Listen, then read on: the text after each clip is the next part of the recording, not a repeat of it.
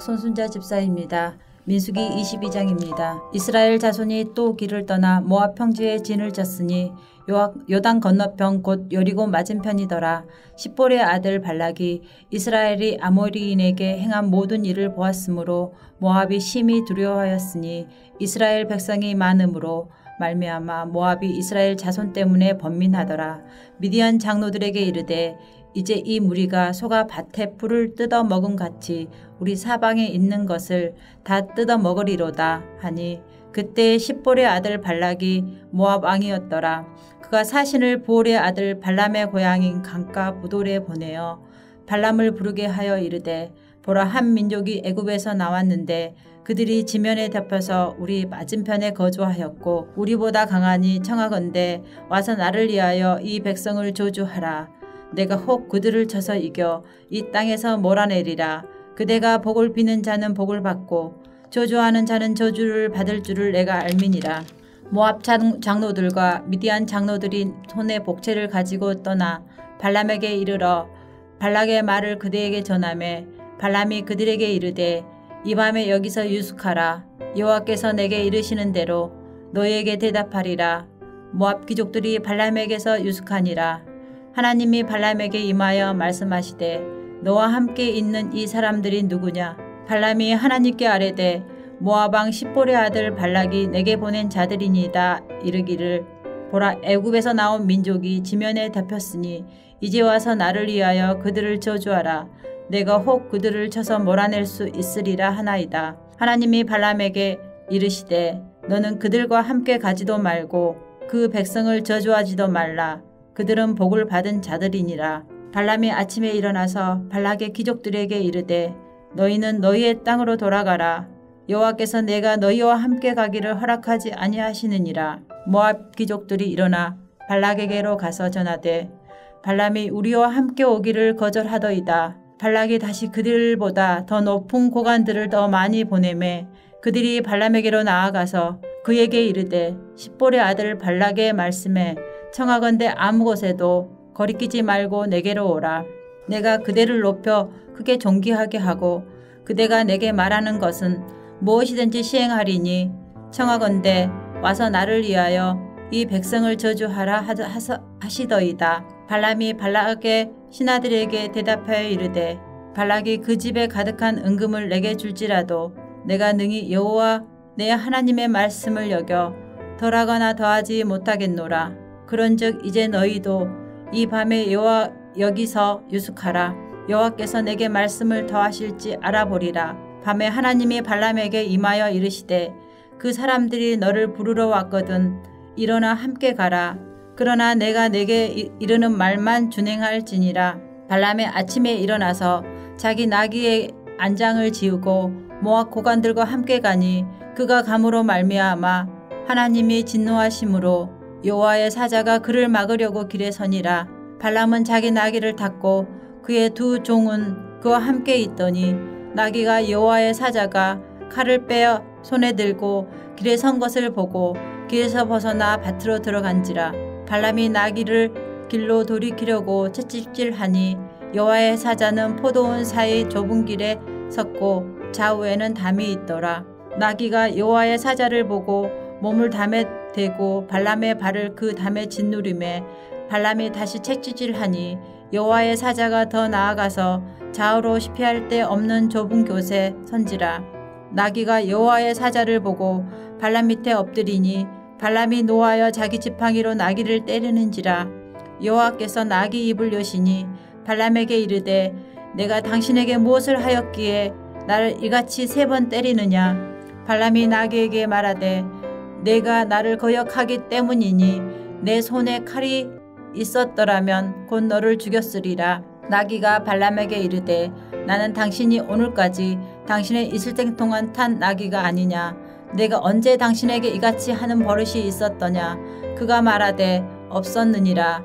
그때 여호와께서 발람의 눈을 밝히심에 여호와의 사자가 손에 칼을 빼들고 길에 선 것을 그가 보고 머리를 숙이고 엎드리니 여호와의 사자가 그에게 이르되 너는 어찌하여 내 나귀를 이같이 3번 때렸느냐. 보라, 내 앞에서 내 길이 사악하므로 내가 너를 막으려고 나왔더니 나귀가 나를 보고 이같이 3번 돌이켜 내 앞에서 피하였으니라. 나귀가 만일 돌이켜 나를 피하지 아니하였다면 내가 벌써 너를 죽이고 나귀를 살렸으리라. 발람이 여호와의 사자에게 말하되 내가 범죄하였나이다. 당신이 낙을 막으려고 길을 서신 줄을 내가 알지 못하였나이다. 당신이 이를 기뻐하지 아니하시면 나는 돌아가겠나이다. 여호와의 사자가 발람에게 이르되 그 사람들과 함께 가라. 내가 내게 이르는 말만 말할지니라. 발람이 발락의 고관들과 함께 가니라. 발락은 발람이 온다함을 듣고 모압 변경의 끝 아르논가에 있는 성읍까지 가서 그를 영접하고 발락은 발람에게 이르되 내가 특별히 사람을 보내어 그대를 부르지 아니하였느냐. 그대가 어찌 내게 오지 아니하였느냐. 내가 어찌 그대를 높여 존귀하게 하지 못하겠느냐. 발람이 발락에게 이르되 내가 오기는 하였으나 무엇을 말할 능력이 있으리이까. 하나님이 내 입에 주시는 말씀 그것을 말할 뿐이이다. 발람이 발락과 동행하여 기랏 훗소에 이르러서는 발락이 소와 양을 잡아 발람과 그와 함께한 고관들을 대접하였더라. 아침에 발락이 발람과 함께하고 그를 인도하여 바알의 산당에 오르매 발람이 거기서 이스라엘 백성의 징끝까지 보니라. 하늘에 계신 우리 아버지여, 이름이 거룩히 여김을 받으시오며 나라가 임하옵시며 뜻이 하늘에서 이룬 것 같이 땅에서도 이루어지이다. 오늘날 우리에게 일용할 양식을 주옵시고 우리가 우리에게 죄 지은 자를 사하여 준 것 같이 우리 죄를 사하여 주옵시고 우리를 시험에 들게 하지 마옵시고 다만 악에서 구하옵소서. 대개 나라와 권세와 영광이 아버지께 영원히 있사옵나이다. 아멘.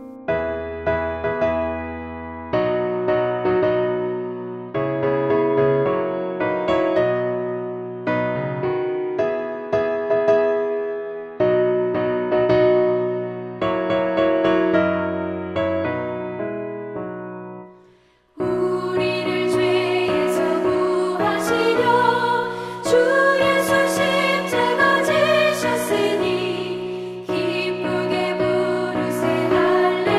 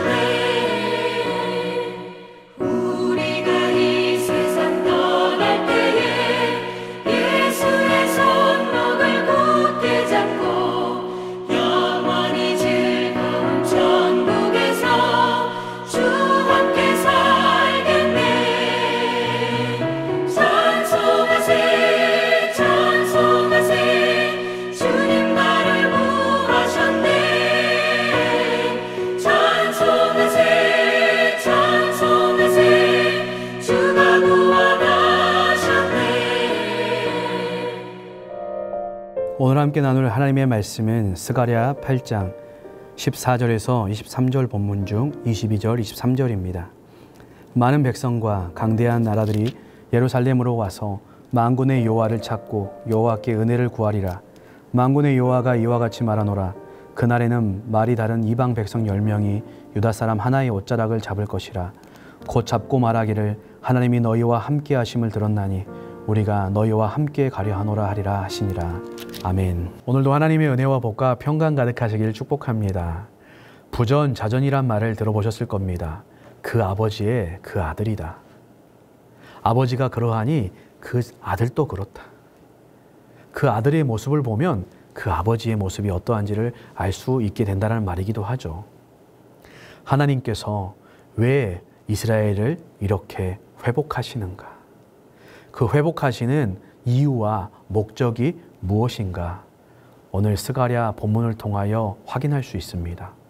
하나님은 어제에 이어서 계속해서 이스라엘을 위한 회복의 말씀을 선언하십니다. 14절, 15절에 보면 만군의 여호와가 이같이 말한다. 내가 전에는 그들에게 재앙을 내리기로 뜻하고, 그런데 15절에는 이제 내가 다시 예루살렘과 유다 족속에게 은혜를 베푸기로 뜻하였나니. 하나님께서 전에는 재앙을 내리기로 뜻하셨는데 이제는 은혜를 베풀기로 뜻하셨다. 뜻하셨다는 건 하나님께서 작정하셨다, 마음먹으셨다. 그렇기 때문에 반드시 그렇게 이루어진다는 것입니다. 이제는 재앙이 아니라 하나님께서 은혜를 베푸신다는 것입니다.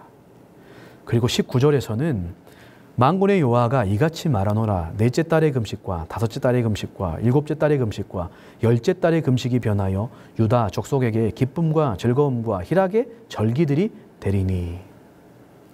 7장에서 베델에서 온 사람들이 물었었죠. 그런데 그들은 5월과 7월에 금식하는 부분에 대해서 물었습니다. 그들이 70년 동안 금식했는데 계속 해야 되는지 물었었습니다. 그런데 오늘 스가랴는 4월과 10월의 금식까지 덧붙이죠. 그들이 왜 금식했는가? 4월의 금식은 예루살렘 성벽의 붕괴 때문에, 5월의 금식은 예루살렘의 멸망을, 또 7월의 금식은 총독 그달랴의 죽음을, 10월의 금식은 예루살렘 포위를 애도하기 위해서 금식했습니다. 이 모든 금식들이 예루살렘의 멸망과 관계가 있죠. 그런데 오늘 스가랴 19절에서 8장 19절에서 무엇이라고 말합니까? 이제는 더 이상 슬픔과 애통의 금식을 할 필요가 없다. 왜냐하면 하나님께서 기쁨과 즐거움과 희락의 절기로 바꾸어 주실 것이기 때문이라고 말씀합니다. 회복하시겠다는 것입니다. 슬픔과 애통이 변하여 기쁨과 즐거움과 희락이 되게 하시겠다. 재앙이 아니라 은혜를 베푸시겠다. 이 놀라운 회복과 은혜를 어제에 이어서 계속해서 선포하십니다. 13절에 보면 저주가 아니라 복이 되게 하셨다. 왜 이렇게 하나님께서 은혜를 주시고 기쁨을 주시고 회복을 주시고 복을 주시는가? 그 이유와 목적이 무엇인가? 23절에 이렇게 말하죠. 만군의 여호와가 이와 같이 말하노라. 그날에는 말이 다른 이방 백성 10명이 유다 사람 하나의 옷자락을 잡을 것이라. 곧 잡고 말하기를 하나님이 너희와 함께 하심을 들었나니 우리가 너희와 함께 가려 하노라. 아멘. 22절부터 이어지는데 많은 백성과 강대한 나라들이 예루살렘으로 옵니다. 전에는 그들을 공격하기 위해서 왔는데 지금 미래에 어떤 일이 있겠는가? 앞으로 어떤 일이 있겠는가? 그들이 여호와를 찾기 위해서 온다는 겁니다. 여호와께 은혜를 구하기 위해서 온다는 것이죠. 그러면서 말이 다른 이방 백성 10명, 10이라는 숫자는 완전수를 말하는 거죠. 정말 많은 이방 백성들이 와서 유다 사람들의 옷자락을 붙들고 무엇이라고 말합니까? 하나님이 너희와 함께 하심을 들었다. 우리도 너희와 함께 가겠다. 무슨 말입니까? 하나님을 함께 섬기고 싶다. 그 말이죠. 이렇게 되는 날이 올 것이다.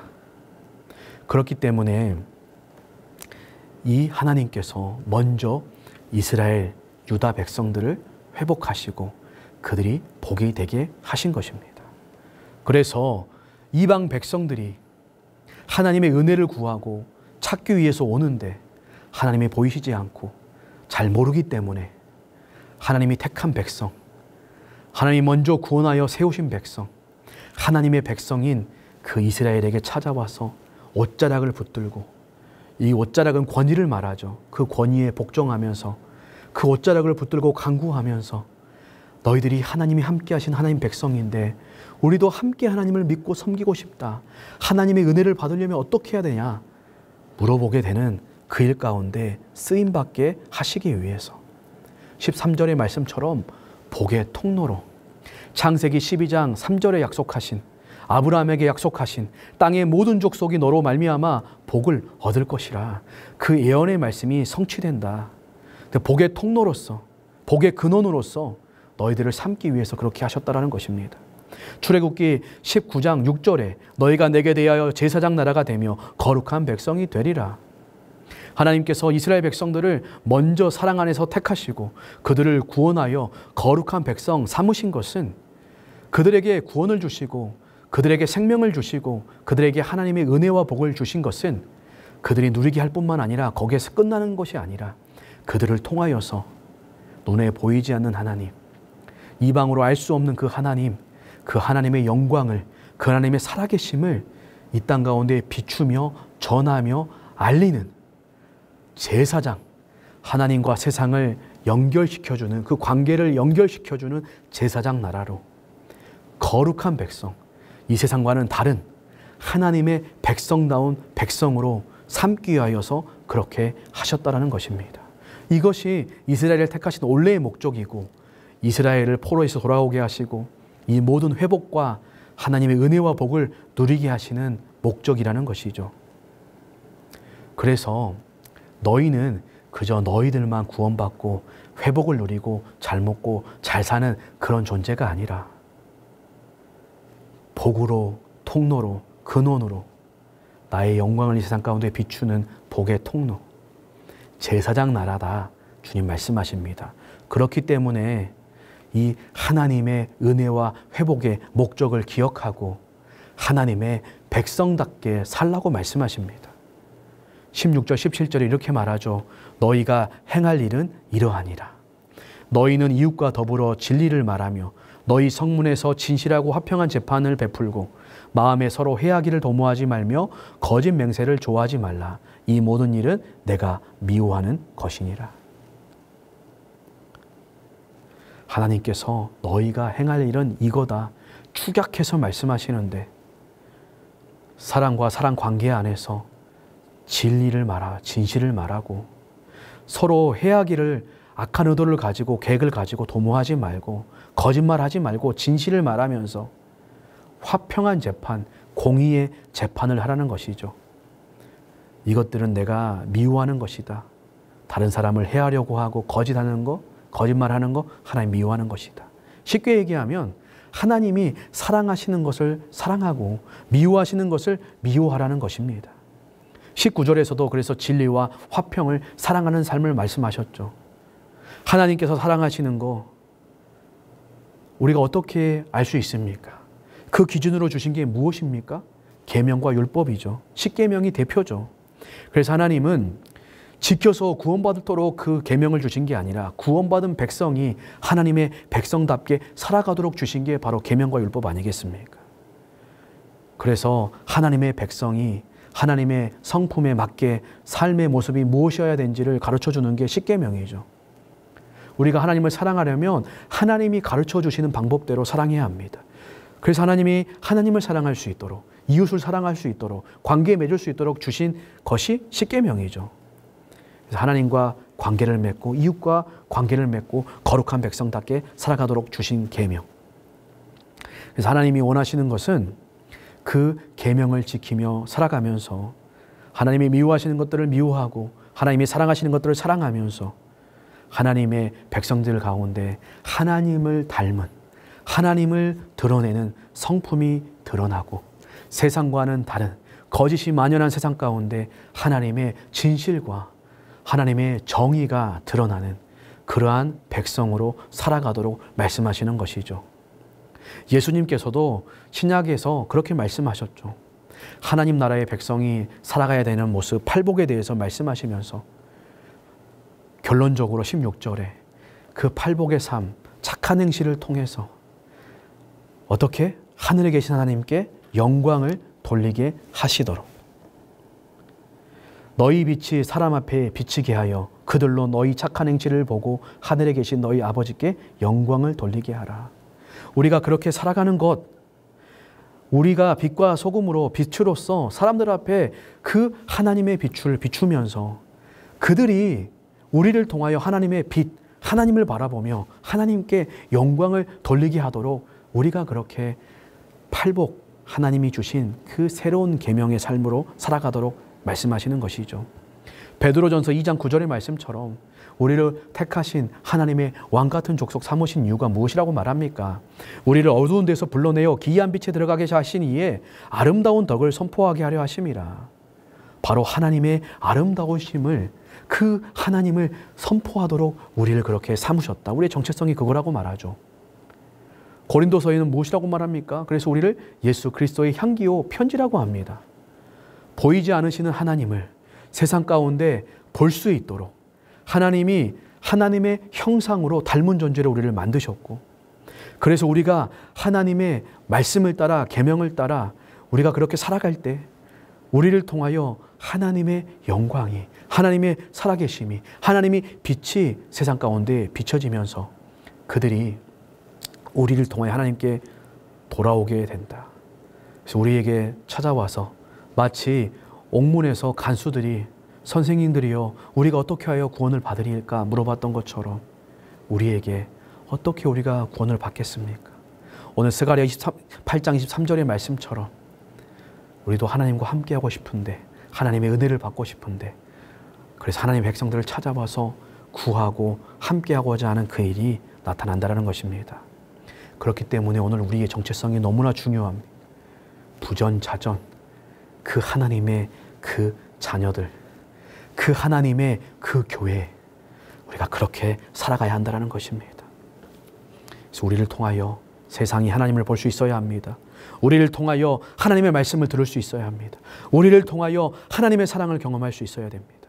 그래서 우리가 이 세상 속에서 하나님의 형상대로 살아가야 합니다.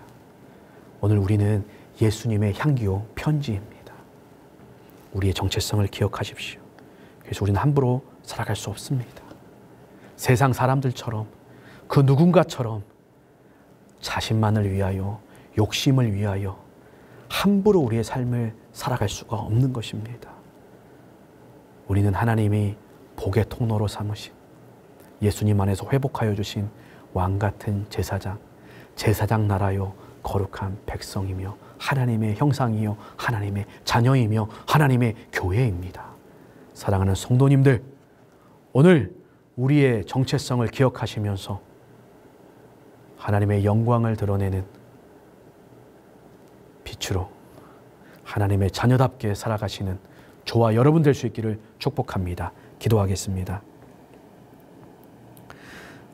하나님 아버지, 하나님께서 우리를 택하시고 우리를 구원하시고 자녀를 삼으시고 교회를 삼으신 이유와 목적이 있음을 기억하게 하시니 감사합니다.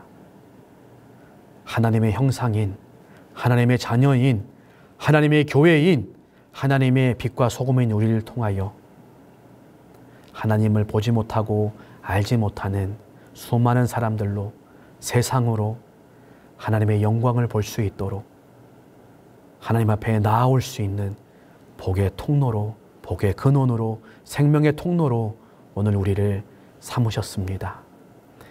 그래서 오늘 우리의 삶이 중요합니다.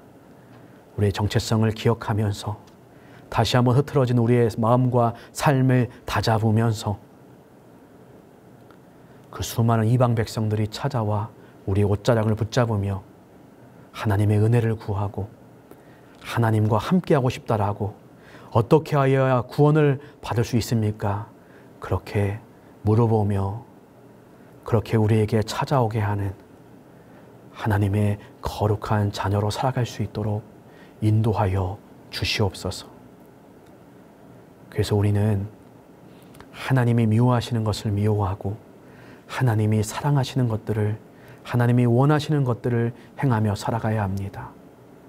하나님의 말씀, 그 십계명을 기준으로 하나님을 사랑하고 이웃을 사랑하며 진실을 말하고 공의의 삶을 살아갈 수 있도록 도와주시옵소서. 하나님, 오늘 우리의 삶을 통하여 하나님의 영광이 드러나는 곳에 쓰임받기를 원합니다. 우리 연약해진 우리의 무릎을 강하게 하여 주옵소서. 우리의 삶을 강하게 하여 주옵소서. 주님, 교회를 붙잡아 주옵소서. 또 우리를 통하여 이 놀라운 일을 약속하시고 함께 이루어 가실 예수님의 이름으로 기도합니다. 아멘.